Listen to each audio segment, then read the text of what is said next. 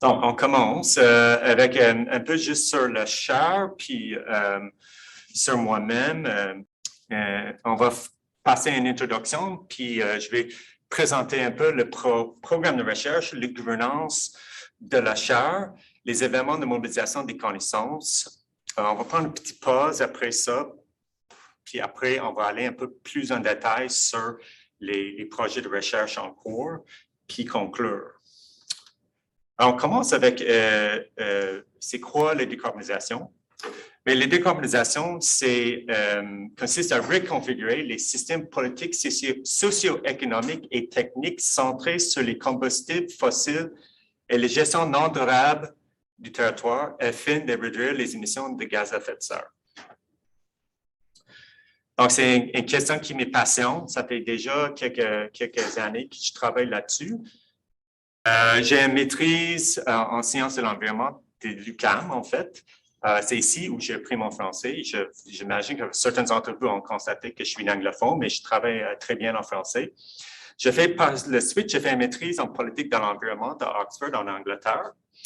Puis, j'ai fait un doctorat en sciences politiques à l'Université de Toronto. Et après ça, un postdoc en développement international à London School of Economics. J'ai une chose qui est intéressante avec mon parcours, j'ai beaucoup d'expériences de recherche sur terrain, surtout au Canada, aux États-Unis, au Québec, Ontario, en Californie. C'est un de mes projets de recherche en cours. Mais j'ai travaillé aussi en Europe de l'Est, surtout en Tchéquie, où j'ai une certaine expérience de recherche. Pour mon doctorat, j'ai investigué des projets de crédit carbone en Moldavie, mais aussi en Tanzanie, Ouganda, en Afrique de l'Est. J'ai un projet en cours qui inclut aussi Kenya et également Cameroun. Je travaille auparavant au Cameroun et Nigeria, en Afrique subsaharienne. Voilà un peu sur moi. Donc, pour le programme de recherche de la chaire, mais on a cette définition de décarbonisation. Qu'est-ce qu'on cherche à soulever avec cette définition de la décarbonisation, que ce n'est pas juste une question technologique, il y a aussi des dimensions sociaux, politiques et économiques très, très importantes. Mais en même temps, on ne peut pas oublier le côté technique.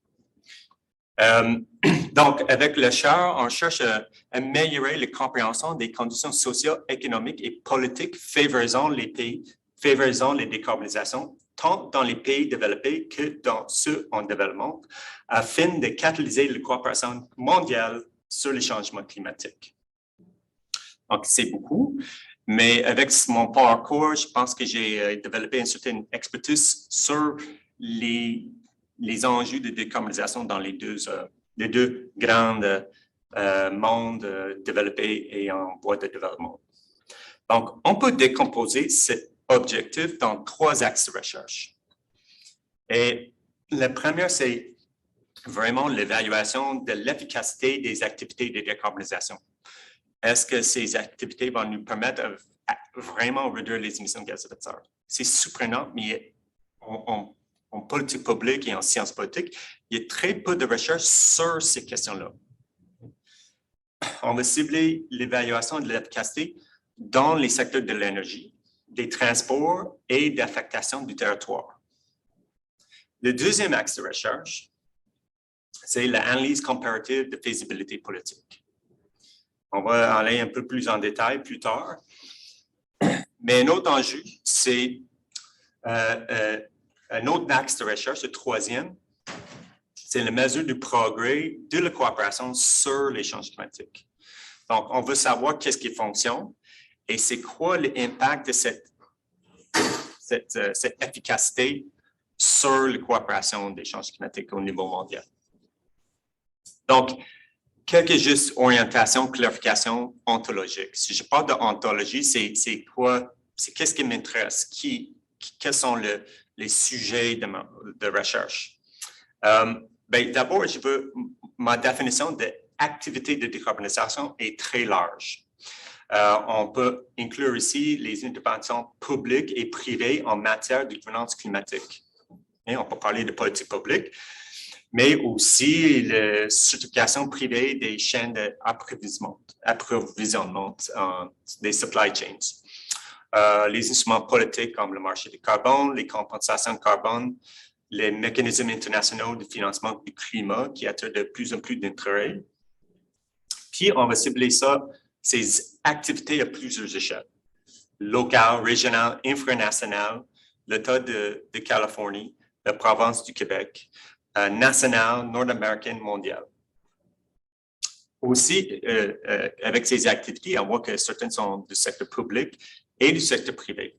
Donc, on va inclure les acteurs politiques étatiques et les acteurs non étatiques. Les acteurs non étatiques sont de plus en plus intéressants pour les chercheurs en sciences politiques et en gestion. Et comme on a souligné déjà, on va regarder tout ça dans les pays développés et aussi en développement.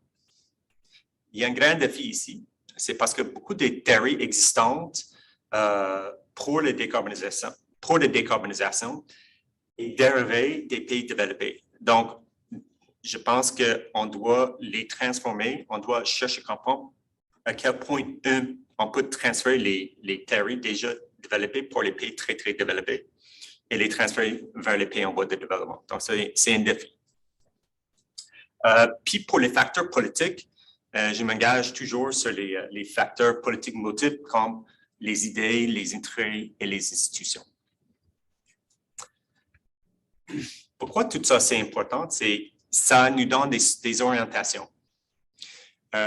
Si on peut imaginer qu'il y a un seul acteur, le ONU, les Conventions cadres des Nations Unies, qui est le plus important acteur, mais nos projets de recherche vont être axés vers ce coin carré ici. On peut imaginer que c'est vraiment juste le ONU qui est l'acteur le plus important, mais on sait que le ONU n'a pas assez de pouvoir pour vraiment mettre en œuvre les politiques d'échange climatique. Donc, il y a de plus en plus d'intérêt sur les approches polycentriques. On ne va pas avoir une approche polycentrique où il y a beaucoup des acteurs, peut-être les grands acteurs, mais aussi les petits acteurs. Mais une autre approche est le polycentrisme qui va cibler les acteurs plus régionaux. Ici, j'inclus le Western Climate Initiative. Ça, c'est l'organisation qui gouverne le marché du carbone entre Québec et Californie. Donc, il y a plusieurs échelles, il y a plusieurs moyens à considérer la politique et la décarbonisation. Donc, une chose que je pense va vraiment démarquer le cherche sur la décarbonisation, c'est les méthodes qu'on va utiliser. Et ici, je présente 3 méthodes, chacun comme associé avec un axe de recherche, mais le but, en fait, c'est dans une approche, on va être capable de les intégrer. Et c'est un défi parce qu'on part des différentes positions ontologiques et épistémologiques. Mais on peut commencer avec l'évaluation de l'efficacité des activités de décarbonisation. Ici, on va privilégier la modélisation techno-économique et les analyses économétriques. Pour l'analyse comparative de faisabilité politique, on va vraiment utiliser les théories, les méthodes d'économie politique comparée et aussi de politique publique comparée. Il y a beaucoup de chevauchements entre ces deux approches, mais ils vont les deux souligner des différentes politiques internes, souvent des acteurs. La troisième méthode, c'est pour mesurer le progrès de la coopération sur les changements climatiques. Ici, on va chercher à mesurer l'impact catalytique des activités de décarbonisation. Je vais aller un peu plus en détail sur les méthodes dans un instant, mais dans l'ensemble, je pense que chaque méthode va être capable d'être intégrée avec les autres méthodes. Ici, je m'inspire d'un article de Gilles et ses collègues, Bridging Analytical Approaches for Low Carbon Transitions. C'est des fois, on n'a pas d'expertise pour chaque méthode, mais éventuellement, avec les étudiants et les deux autres professeurs avec qui on va collaborer et aussi des partenaires, mais on va développer cette approche où on va peut-être commencer avec une évaluation techno-économétrique, puis faire une analyse comparative de faisabilité. On verra qu'est-ce que c'est faisable politiquement, quelles sont les activités de décarbonisation qui ne sont pas faisables. Puis, on va par la suite être capable de mesurer, OK, est-ce que les politiques sont faisables, sont capables d'accélérer, catalyser les coopérations climatiques. Donc, on va aller de plus en plus vers les décarbonisations. Donc, je commence un peu plus en détail sur les méthodes. Pour l'évaluation de l'efficacité, une chose qu'on peut privilégier, utiliser, c'est vraiment les modèles techno-économétriques. On peut appliquer les modèles déjà existants. Voilà, dans ce graphique ici, on voit les modèles LEAP qui est utilisé. LEAP, c'est un logiciel pour modéliser les systèmes énergétiques. C'est beaucoup utilisé dans les pays en voie de développement. Mais aussi, peut-être avec les autres partenaires, on peut construire des modèles plus sophistiqués même. Ça, c'est aussi une autre opportunité. Donc, on va être capable d'évaluer les potentiels de certaines activités de décarbonisation avec ces modèles-là. Une autre approche à l'évaluation de l'efficacité, c'est l'application des techniques d'analyse économétrique. Ici, c'est vraiment économétrique, c'est peut-être un synonyme des approches statisticales, mais c'est juste qu'on va chercher d'être rigoureux avec l'application des méthodes. Ça va nous encourager à développer des compétences quantitatives avec la recherche sur les questions de décarbonisation. Mais pour moi, quelque chose qui m'intéresse beaucoup, c'est l'analyse comparative de faisabilité politique et surtout le politique comparée des changements climatiques. Ici, je présente une revue spéciale que j'ai publiée en 2015 en Global Environmental Politics où je cherchais à avancer la politique comparée des politiques de changements climatiques. Et je trouve que c'est, avec les politiques comparées, souvent, on peut regarder un nombre limité de cas, puis aller en profondeur, comprendre l'histoire, les institutions, les idées qui circulent dans les juridictions.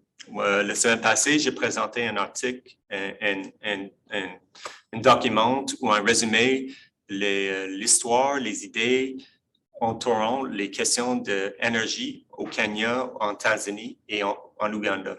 C'est très riche, on peut aller vraiment en détail et chercher à comprendre le développement de l'énergie dans ces pays-là. Et on cherche à le comparer, puis il y a les théories qui existent pour nous aider à comprendre les trajectoires politiques. Et ça, c'est souvent dans le politique comparé où on trouve ces théories-là. Le troisième méthode, ça va être de chercher à mesurer l'impact catalytique. Donc, on peut imaginer qu'il y a une activité de décarbonisation et ça va avoir un impact ça va avoir des impacts politiques. Si c'est efficace ou pas efficace, on peut imaginer que ça va avoir un certain impact politique. Est-ce que ça va favoriser la normalisation, que soit la décarbonisation associée avec cette activité devienne normale? Peut-être on est capable de créer des nouvelles capacités pour la décarbonisation ou on est même capable de créer des coalitions, que tout le monde va travailler ensemble avec cette activité. Donc, on peut avoir, avec ces mécanismes politiques, on peut avoir des effets politiques systémiques, soit une augmentation où on a, excuse-moi, le nom pour entrenchment, c'est l'approfondissement des activités. Puis, avec ces combinaisons, on peut imaginer qu'on peut changer les trajectoires d'un pays, d'une ville, d'une chaîne d'approvisionnement. Donc, tout est comme possible, mais c'est souvent les trois approches ici, les trois méthodes sont souvent utilisées en isolation. Et ici, on cherche à mettre tous ensemble. Je sais qu'un étudiant ne va pas être capable de travailler sur chaque élément, chaque méthode, mais on va développer ses capacités et les connaissances. Donc, je passe à la gouvernance. J'ai un comité de direction. On est 5, juste pour garder les choses simples. Il y a beaucoup d'expertise ici à l'UQAM, mais pour juste garder les choses très simples, moi, je suis sur le comité de direction car je suis titulaire, mais aussi professeur ici. On est Fabien Dorif, professeur au département de marketing, aussi directeur vice-président de la recherche, excuse-moi. On a aussi Charles Seguin au département des sciences économiques, parce qu'on veut vraiment avoir cette expertise sur les théories et les méthodes en sciences économiques. On a le professeur Mayagan en sciences politiques, qui est vraiment un expert sur les questions d'énergie et la politique énergétique, et aussi juste avoir ses connaissances sur les théories et les méthodes de sciences politiques impliquées. On a aussi Marie-France Lisée, qui est une conseillère en recherche partenariale au service de partenariat et de soutien à l'innovation ici à l'UQAM. On a décidé de créer des conseils de recherche. Ce sont les personnes qui vont nous aider d'orienter nos projets de recherche, nous aider à identifier des opportunités de financement, peut-être même de créer des lignes, des projets de recherche ensemble. Puis ici, je commence avec le Conseil international de recherche, où on est vraiment privilégié d'avoir des participations de plusieurs experts à travers le monde. On commence avec professeur Elizabeth Robertson, qui est depuis septembre, elle est devenue directrice du Grantham Research Institute on Climate Change and Environment à la London School of Economics. Le Grantham Research Institute, c'est vraiment un des instituts de recherche sur les enjeux des changements climatiques le plus reconnu dans le monde. C'est le Stern Report était dirigé par professeur Stern, qui est affilié avec le Grantham Research Institute. Et donc, on est vraiment content que professeur Robinson soit sur le Conseil international de recherche. Puis, par la suite, on a Axel Michalowa, qui est un grand chercheur sur la politique des changements climatiques et la politique internationale, les mécanismes de financement climatique. Il est avec le Perspectives Climate Group et aussi à l'Université de Zurich. Puis, professeur Michalowa va présenter la semaine prochaine dans un webinaire sur les questions clés pour le COP26. Après, il y a le professeur Razak Lakana, un collègue avec qui je travaille depuis plus que 10 ans, qui est un professeur au département d'économie et aussi directeur de l'initiative Environment for Development en Tanzanie. Il est basé à l'Université de Dar es Salaam. Puis par la suite, il y a le professeur Xavier Cavard, qui est un professeur à l'UQAT. Ici, l'UQAT, c'est l'Université du Québec en Abitibi-Témiscamingue, mais il est aussi titulaire de la chaire sur la gestion du carbone forestier, qui est très important parce qu'une des grandes opportunités pour la décarbonisation dans les pays en voie de développement, c'est dans le secteur forestier. Peut-être lié à ça, j'ai un collègue, Jérémy Mabara-Maji, qui est responsable des forêts avec FAO Gabon. Jérémy est titulaire d'un doctorat de l'Institut de sciences et l'environnement de l'UQAM. On se connaît depuis longtemps. Après, il y a un professeur, Nadège Campaore, qui est expert sur les questions de gestion et la politique des ressources naturelles, surtout en Afrique subsaharienne, mais aussi dans les autres parties du monde. Elle est une professeure au département de sciences politiques à l'Université de Toronto. Puis, dernièrement, on a Pascal Daillard, qui est un conseiller en change climatique au ministère de l'Environnement et la lutte contre les changements climatiques avec le gouvernement du Québec et qui est expert sur les questions de décarbonisation dans les pays en voie de développement aussi. Donc ça, c'est le conseil international. Mais on cherchait aussi à développer un conseil nord-américain. Parce que les questions sur la politique et les coopérations au niveau international, aussi dans les pays en voie de développement, mais aussi pour les recherches qui est faite ici en Amérique du Nord, on va se concentrer sur les autres activités. Et pour répondre à ces défis-là, j'ai organisé un conseil nord-américain de recherche. On commence avec M. Minh Nguyen, qui est responsable de la recherche chez Fonds d'Action. Par le Fonds d'Action basé ici au Québec. Et il y a aussi Richard Adamson, qui est le PDG de Industrial Climate Solutions, qui est basé en Alberta, qui est vraiment un expert sur les technologies de décarbonisation du secteur pétrolier et et du gaz et des questions énergétiques liées à ces questions-là, et des énergies renouvelables, etc. On est aussi vraiment content d'avoir professeur Lisa Altman-Hall, qui est professeure d'ingénierie de conception des systèmes à l'Université de Waterloo. On travaille ensemble depuis un certain moment-là au sein d'un de mes projets de recherche sur la décarbonisation des secteurs de transport. On est vraiment content d'avoir Mathieu Cloutier, qui est directeur exécutif politique sur les technologies propres, direction générale du changement climatique avec le gouvernement fédéral, canadien, Environnement et Changement climatique Canada.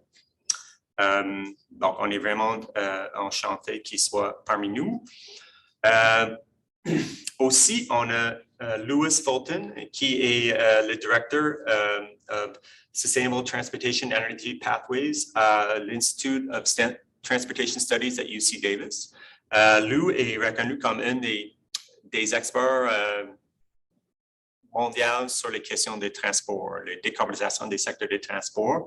UC Davis, l'Institut de Transportation Studies, c'est vraiment un des leaders sur ces questions dans le monde. Donc, on est vraiment content qu'il soit parmi nous. En fait, Lou, il va être à Montréal, si tout va bien, vers le 22 octobre pour donner un séminaire. Donc, je vous présente un peu les séries de séminaires dans un instant. On est aussi professeur Olivier Bain, qui est un professeur au département des sciences de la décision à HEC Montréal. Vraiment un expert sur la modélisation des questions énergétiques avec les modèles Times et des autres modèles. On cherche à développer des partenariats. On est toujours en train de postuler pour les subventions de recherche, qui est aussi une opportunité de chercher des partenariats. Mais si vous êtes, si votre organisation soit devenir partenaire et soutenir le travail de la chaire, mais merci de nous contacter. On serait enchanté de parler avec vous. Donc, je passe la prochaine section, c'est les événements et la mobilisation des connaissances, parce que j'ai déjà parlé d'une série de webinaires et des séminaires. Donc, ça, c'est la première. Donc, aujourd'hui, c'est le 7 octobre et c'est le premier séminaire, webinaire, le lancement de la chaire. Mais le 14, la même heure, la même salle, on cherche à faire les séminaires, webinaires simultanés. La semaine prochaine, on est à Axel Mikalawa, qui, comme j'ai expliqué tantôt, est vraiment un expert sur les questions des négociations et la politique des changements climatiques. Donc, il va nous présenter sur les questions clés pour la conférence des Nations Unies sur les changements climatiques, le COP26 en Écosse. Le vendredi, le 22 octobre, on va avoir une présentation par Lou Fulton. Il va me présenter sur la politique des changements climatiques et de transport en Californie, Climate and Transport Policy in California. Comme il devrait être ici, mais on va aussi diffuser ça par webinaire. le 11 novembre, mais moi, je prévois d'être en Écosse pour participer à la conférence des Nations Unies sur le changement climatique. On a une délégation du CAM qu'on a été capable d'organiser avec des fonds limités. C'est pas tout à fait clair avec COVID comment ça fonctionne avec les ordinateurs en Angleterre, mais en Écosse, excuse-moi. Mais on devrait être là, un certain nombre. Et qu'est-ce que je vais faire? Je vais organiser un genre de rapport, des entrevues avec les autres acteurs. On va rassembler, juste faire un petit panel pour discuter les enjeux, les développements. On va faire ça le 11 novembre. Puis, le dernier séminaire pour cette session, c'est avec M. Minh Nguyen de Fonds d'Action. Il va présenter le 9 décembre, aussi un jeudi. Donc, on cherche les jeudis normalement, sauf que le 22 octobre. Et toute cette information-là est sur notre site web, que je peux peut-être annoncer ici. On a un site bilingue, décarbonization.ucam.ca. On a créé récemment aussi un compte Twitter. Vous êtes capable de nous suivre sur Twitter. On est en train de créer un canal YouTube où on peut diffuser comme ces genres de webinaires par YouTube. On est aussi en train de développer une série de séminaires, webinaires pour la session prochaine. Donc, si vous êtes intéressé, présentez vos recherches ou vous avez des autres idées, bien, merci de nous contacter. On est aussi en train d'organiser des autres ateliers et conférences. Puis, comme j'ai dit, les délégations du CAM à la conférence des parties de la changement climatique. C'est vraiment une excellente opportunité. C'est pour les professeurs, les employés et les étudiants. Donc, qu'est-ce que c'est fun avec la conférence sur les changements climatiques organisée par l'ONU? C'est les billets. Il n'y a aucun billet pour rentrer dans la conférence, mais il faut que vous êtes accrédité. Au CAM, on est capable de vous offrir cette accréditation. Mais c'est un processus qui est un peu compliqué. Donc, il faut qu'on commence ça au printemps, puis on finalise les délégations en été pour préparer pour organiser pour l'automne. La conférence des changements climatiques est toujours en novembre ou décembre chaque année. Mais c'est un processus un petit peu compliqué. La dernière chose que je veux souligner, c'est juste qu'on a des bourses de la chaire sur la décarbonisation pour les étudiants du CAM.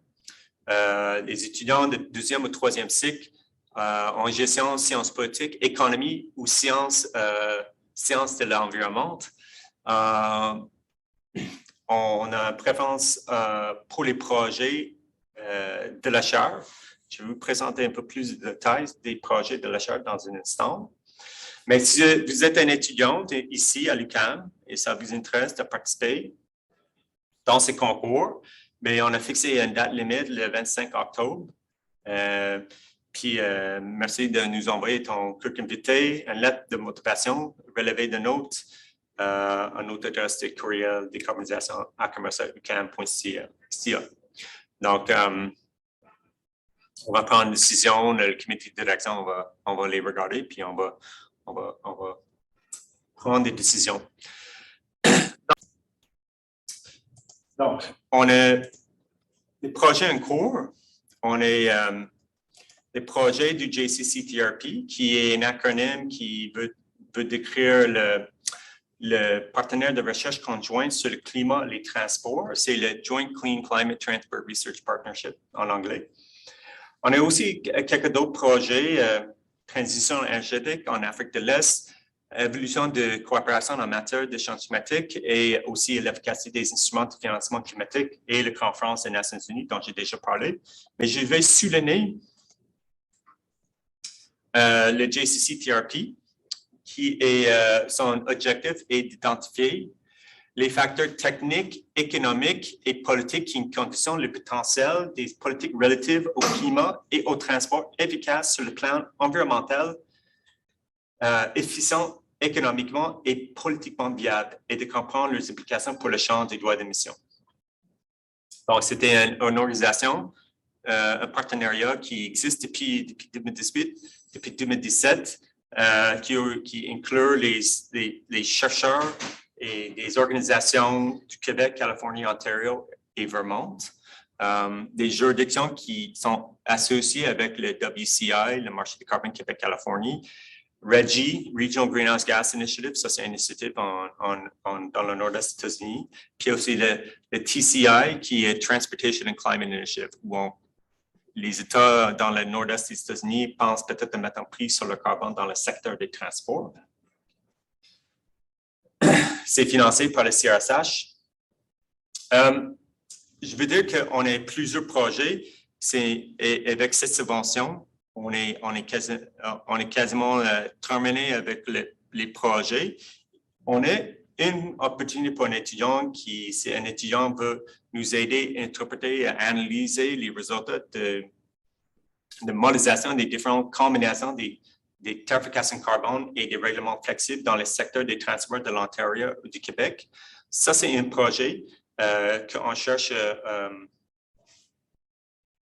à compléter. La modélisation a été faite par Energy Supermodelers and International Analysts, ESMIA. Donc, on a des résultats préliminaires déjà, mais on doit les analyser.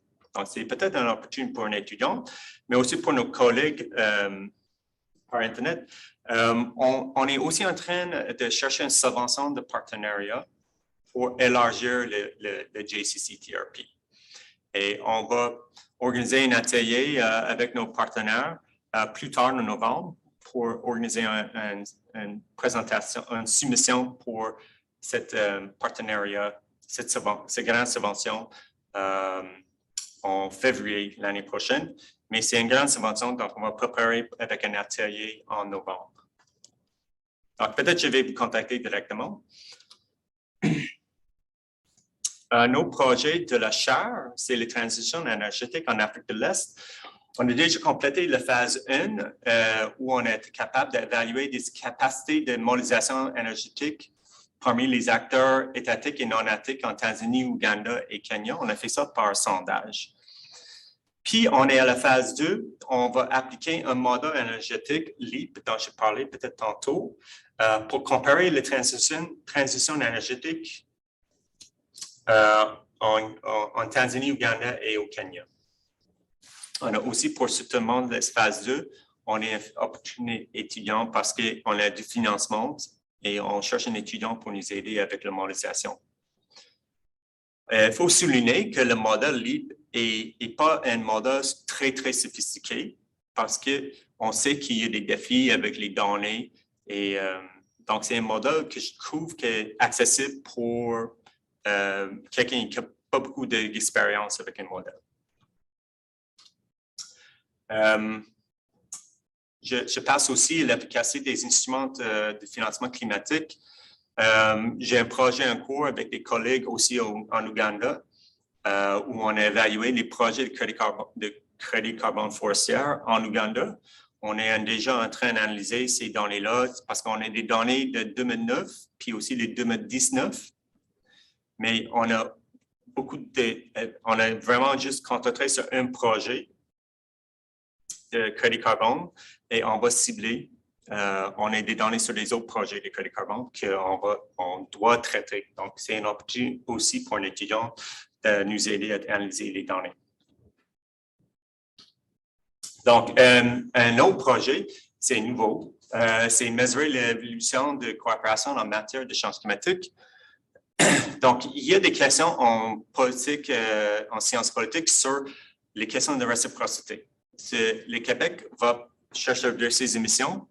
Est-ce que l'Ontario va aussi chercher à accélérer la réduction de ses émissions? Est-ce qu'il y a des questions de réciprocité politique? Donc, est-ce que le fait que le Québec a embarqué dans un projet de décarbonisation assez avant-gardiste, est-ce qu'on est capable de catalyser les activités de décarbonisation et les coopérations parmi les autres acteurs? C'est une question. Peut-être on va être capable d'aborder cette question par par le biais des sondages publics. On est un partenariat projet avec le consortium de démocratie électorale, qui est un projet basé ici.